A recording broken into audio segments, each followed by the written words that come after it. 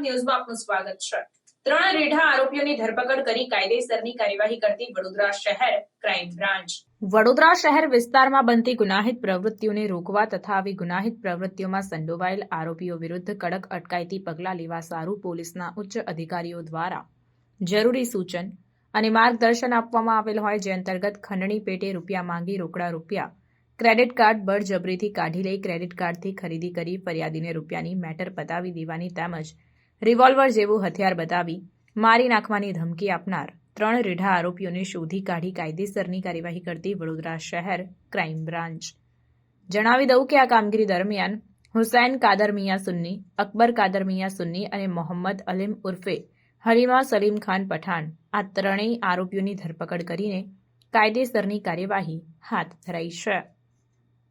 Report Nazir Shaikh સાથે cameraman Arif Sayyed, secular Gujarat news, Vadodara. સમાચારોની અવનવી અપડેટ્સ માટે જોતા રહો સેક્યુલર ગુજરાત ન્યૂઝ। સાથે સેક્યુલર ગુજરાત ન્યૂઝ ચેનલને લાઇક, શેર અને સબસ્ક્રાઇબ કરો અને બેલ આઇકોન દબાવીને સમાચારોની ઝડપી માહિતી મેળવો।